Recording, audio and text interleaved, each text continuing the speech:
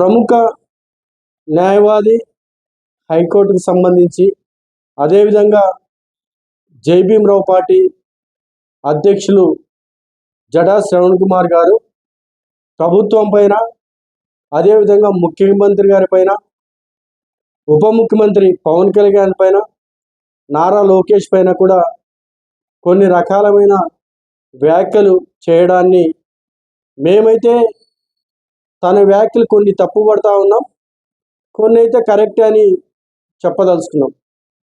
ఏ ప్రభుత్వానికైనా సరే వారు ఇచ్చిన హామీలు నెరవేర్చడానికి మినిమం 100 రోజులన్నా టైం అనేది ఇవ్వాల్సిన బాధ్యత ప్రతిపక్షాలపైన, అదేవిధంగా కుల సంఘాలపైన, ప్రజా సంఘాలపైన ఖచ్చితంగా ఉంటుంది.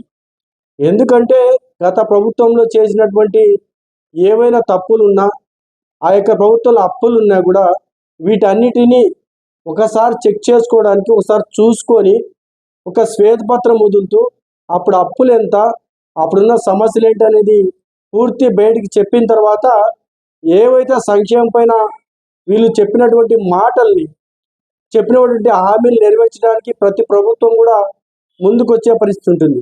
అదేవిధంగా ఎగ్జాంపుల్ చూసుకుంటే రుణమాఫీ విషయంలో తెలంగాణ ప్రభుత్వం చెప్పినప్పుడు ఇప్పటికి దాదాపు ఒక 4-5 నెలలు పట్టిన పరిస్థితిని మనం గమనిస్తూ ఉన్నాం.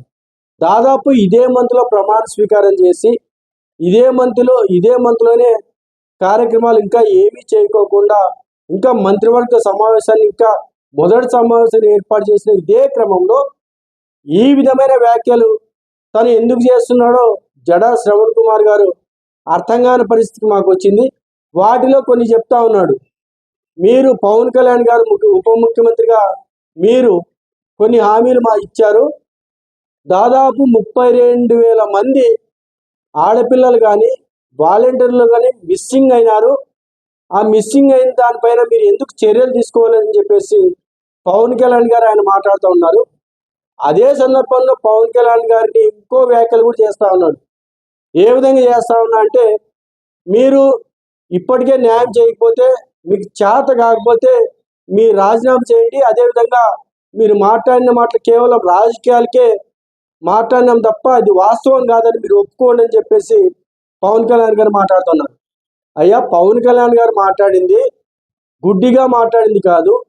ప్రతి పోలీస్ స్టేషన్లో ఏవైతే ఎఫ్ఐఆర్లు నమోదైనాయో, మిస్సింగ్ అయినాయో వాటి ఆధారంగా క్లుప్తంగా మాట్లాడడం జరిగింది. అదేవిధంగా పవన్ కళ్యాణ్ గారు అనే వ్యక్తి ఈరోజు పరిపాలన మొదలుపెట్టిన రోజు నుంచి, ఏదైతే ప్రమాణ స్వీకారం చేసినట్టు నుంచి చూసుకుంటే, ప్రజా దర్బార్ పేరుతో ప్రజల్లోనే ఉంటున్నటువంటి వ్యక్తి పైన మీరు రాజీనామా చేయాలని పెద్ద పెద్ద మాటలు మాట్లాడడం మాత్రం నిజంగా కరెక్ట్ కాదని చెప్పి భావిస్తూ ఉన్నాం. ఇంకో అంశం చెప్తా ఉన్నాం. ఈరోజు బిల్డింగ్లు కూల్చేయడం మంచిది కాదు, అదేవిధంగా కోర్టుకి వెళ్ళండి, కోర్టులో డెమాలిషేషన్ సంబంధించిన ఒక జీవో తీసుకురండి, లేదా ఆర్డర్ తీసుకొచ్చుకోండి అని చెప్తున్నారు. రైట్, ఎవరైనా మంచి పద్ధతి కానీ నిజమే. అయితే 2 ఎకరాల భూమిని అదేవిధంగా మున్సిపాలిటీ పరిధిలో 1000 రూపాయలకి లీజుకి ఎక్కడైనా కానీ ఇచ్చిన దాఖలాలు ఎక్కడైనా ఇచ్చే పరిస్థితులు కనిపిస్తూ ఉన్నాయా? దానికి ఈరోజు మేము గమనిస్తూ ఉంటే హౌడా పర్మిషన్ కానీ ఎటువంటి పర్మిషన్ లేవని చెప్పేసి ఈ ప్రభుత్వం భావిస్తూ ఉంది. అదేవిధంగా నోటీసులు జారీ చేస్తూ ఉంది. ఏదైతే అక్రమంగా కట్టిన నిర్మాణాలని కూల్చివేయాలని చెప్పేసి చట్ట పరిధిలో మున్సిపాలిటీ అధికారులకి, మంత్రులకి హక్కు లేనప్పుడు నిజంగా కోర్టును ఆశ్రయించే పరిస్థితి ఉంటుంది. వీళ్ళకి తప్పని ఇక్కడే తెలిసినప్పుడు ఎందుకు ఆగాలి? రైట్, మీరు చెప్పింది నిజమే, కూల్చివేయడం మంచిది, కూల్చివేయరు. వాటిని వీళ్ళు స్వాధీనం చేసుకోవడానికి ఈ యొక్క ప్రభుత్వాలన్నీ కూడా, గత ప్రభుత్వ హయాంలో అధికారులు ఈ దాదాపు దాచిపెట్టి ఇంత ప్రజాధనాన్ని దాదాపు 13 జిల్లాల్లో ఇటువంటి పరిస్థితి తీసుకొస్తే, 13 జిల్లాలో దాదాపు ఇన్ని ఎకరాల భూమిని వీళ్ళు కబ్జా చేసి వీళ్ళు ఆఫీసులు కట్టుకోవడానికి మీరు సమర్థిస్తున్నారా? అంటే వీటికి మీరు ఒత్తాసు పలుకుతున్నారా?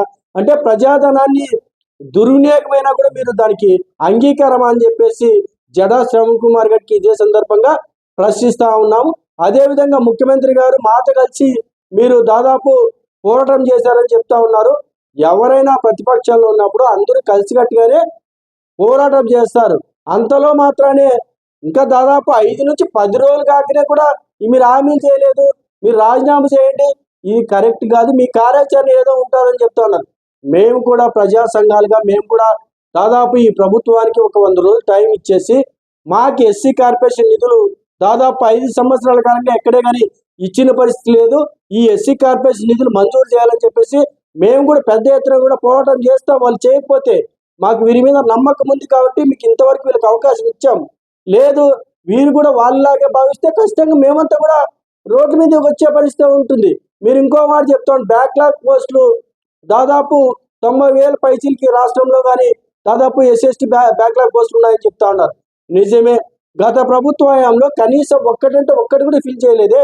వాటి మీద ఎక్కడైనా కానీ మీరు కోర్టులో ఫిల్ చేశారా, కోర్టులో వాదించారా, కోర్టులో మాట్లాడారా, వీటి మీద ఎందుకు మాట్లాడలేదు? ఈ విధంగా చెప్పుకుంటూ పోతే మీరు మాట్లాడే ప్రతి అంశము క్లుప్తంగా చూసాం. 32,000 మంది ఎవరైతే అమ్మాయిలు మిస్ అయినారో వాటిపైన ఖచ్చితంగా పవన్ కళ్యాణ్ గారు విచారణ చేపిస్తారు, ఖచ్చితంగా వాటిపైన చర్యలు తీసుకుంటారు. అదేవిధంగా దాదాపు 92,000 బ్యాక్లాగ్ పోస్ట్ కూడా వీటిలో ఫిలప్ చేయడానికి రాష్ట్ర ప్రభుత్వం ఖచ్చితంగా చర్యలు తీసుకోకపోతే అదే స్థాయిలో మేము కూడా ఎస్సీ జనసంఘంగా ఖచ్చితంగా పోరాటం చేస్తాం. అదేవిధంగా ఇంకా కొన్ని డిమాండ్ చెప్పారు, ల్యాండ్ పర్చేస్ స్కీమ్ కానీ విదేశీ విద్య కానీ ఇవన్నీ ఖచ్చితంగా అమలు పరచాలని. ఇవన్నీ అమలు పరిచిన పరిస్థితిలో మేమంతా ఎవరు చూస్తూ ఉండే పరిస్థితి లేదు. అయితే ఇంత ఎర్లీగా మీరు రాజీనామా చేయాలి, ఏదో రాత్రికి పోతాదని చెప్పేసి మీరు మాట్లాడడం కరెక్ట్ కాదు. ఓ పక్క దాదాపు కొన్ని వందల ఎకరాలు ఈరోజు భూ కబ్జాలకు లోనైపోయి ప్రభుత్వ ఖజానా దెబ్బతీస్తుంటే దాదాపు ఒక్కొక్క ఆఫీస్కి 2 ఎకరాల భూమిని కబ్జా చేసినటువంటి వీటిని పక్కన పెట్టి వీటికి ఒత్తాసు పలకడాన్ని మాత్రం మీరు నిజంగా హర్షించలేదు. నిజంగా మీరు చెప్పినట్లు కూల్చడం మంచిది కాదు కాబట్టి ప్రభుత్వమే ఆక్వై చేసుకోవాలని చెప్పేసి మీరు కోరండి. ఆ కోరితే మంచిది, కానీ ఈ విధమైన పరిస్థితులు మనకు కరెక్ట్ కాదని చెప్పేసి జడా శ్రవణ్ కుమార్ గారికి గుర్తు చేస్తూ, పవన్ కళ్యాణ్ గారి విషయంలో ఏది ఏమైనా సరే మీరు ఆయన ఖచ్చితంగా పరిపాలన చేయగలుగుతాడని నమ్మకం ప్రతి ఒక్కరిలో ఉంది. ఎందుకంటే చరిత్రలో 100% రిజల్ట్ వచ్చిన పార్టీ ఏ ఒక్కటి లేదు. ఎన్టీ రామారావు దగ్గర నుంచి తీసుకుంటే, పివి నరసింహారావు దగ్గర నుంచి తీసుకుంటే, దాదాపు ప్రతి ముక్కు జనార్దన్ రెడ్డి, ఈ విధంగా ప్రతి ఒక్కరిని తీసుకున్నా కూడా 100% రిజల్ట్ అనేది ఏ పార్టీకి వచ్చిన దాఖలాలు లేవు. అంటే ఎంతగా ఈ ప్రజలు కానీ దాని రాష్ట్రం కానీ నమ్ముతా ఉందో ఒకసారి మీరు ఆలోచించుకోవాలని చెప్పేసి జడా శ్రవణ్ గుర్తు చేస్తూ, అదేవిధంగా ముఖ్యమంత్రి చంద్రబాబు నాయుడు గారికి ఆయన గత ప్రభుత్వ హయాంలో అనేక అవమానాలు, ఇబ్బందులు, రకరకాల సమస్యలు సూచిన వ్యక్తిగా, విన్న వ్యక్తిగా, బాధపడిన వ్యక్తిగా ఆయనకు ప్రతి అంశం గుర్తుంది. ఆయనకు కూడా కొంత సమయం ఇవ్వాలి. ఎందుకంటే ఏ శాఖలో ఏం జరిగిందో, ఏం ఇబ్బందులు ఉన్నాయో ఆయనకు తెలియని పరిస్థితి ఉంది. కాబట్టి ఒక 100 రోజులు ఉన్న టైం ఇద్దాం, ఆ తర్వాత ఏం జరుగుతుందో చూద్దాం, మీతో కలిసి కూడా మేము కూడా ప్రయాణం చేస్తాం, ఆ రోజు ఉద్యమాలు చేస్తామని చెప్పి గుర్తు చేస్తూ, అదేవిధంగా అతనికి హామీ ఇస్తూ, ఏదేమైనా సరే మరొకసారి ఇటువంటి వ్యాఖ్యలు చేయడాన్ని మాత్రం ఖచ్చితంగా ఖండిస్తా ఉన్నాం. ఇప్పటికిప్పుడు ఇంత పెద్ద వ్యాఖ్యలు మాత్రం కరెక్ట్ కాదని చెప్పేసి జడా శ్రవణ్ కుమార్ గారికి గుర్తు చేస్తూ, జై భీమ్, జై హింద్.